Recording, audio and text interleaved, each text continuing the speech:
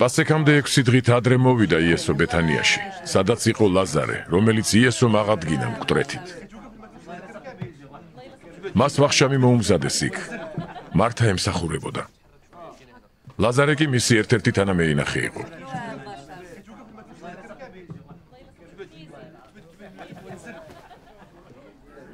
მარიამ აიღო 1 ლიტრა სუფთა ძვირფასი ნარდის ნელსაცხებელი.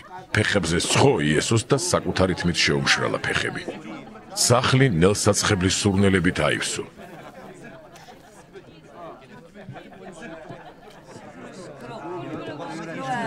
თქვა იუდა ისკარიოტელმა, ერთმა მისმა მოწაფეთაგანმა, რომელსაც უნდა გაეცა იგი. რატომ არ გაიყიდა ეს ნელსაცხებელი 300 დინარად და ღარიბებს არ დაურიგდა?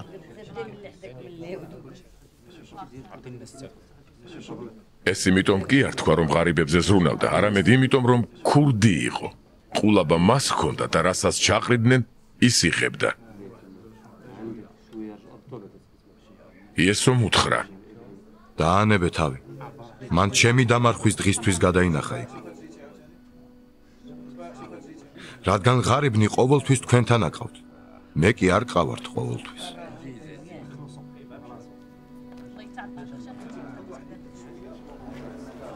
იუდეველთაგან დიდძალმა ხალხმა გაიგო, რომ ის იქ იყო.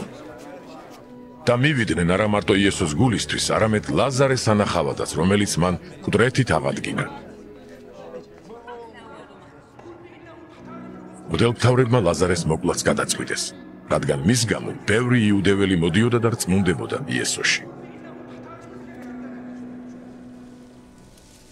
მეორე დღეს სადღესასწაულოდ მოსულმა დიდძალმა ხალხმა გაიგო, იესო მოდის იერუსალიმშიო. აიღეს პალმის ტოტები, მის შესაგებებლად გავიდნენ და იძახდნენ. Hosanna! Ურჩეულან სუფლის სახელით მოგავალი და მეფე ისრაელისა! იესომ ერთი ჩოჩორი იპოვა და ზედ შეჯდა, როგორც დაწერილია. ნუ გეშინია სიონის ასულო, აჰა შენი მეფე მოდის ჩოჩორზე მჯდომი.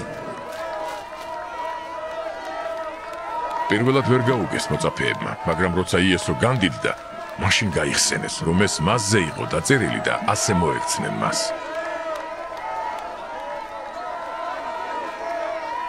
მოწმობდა ის ხალხი, რომელიც მასთან იყო, როცა ლაზარე საფლავიდან გამოიხმო და მკვდრეთით აღადგინა. ამიტომ შეეგება ხალხი, რა კი გაგონილი ჰქონდა, რომ ეს სასწაული მოახდინა. ფარისევლებმა კი ერთმანეთს უთხრეს. ხედავთ, ვეღარაფერს ხდები. მთელი წუთი სოფელი მას მიყვება.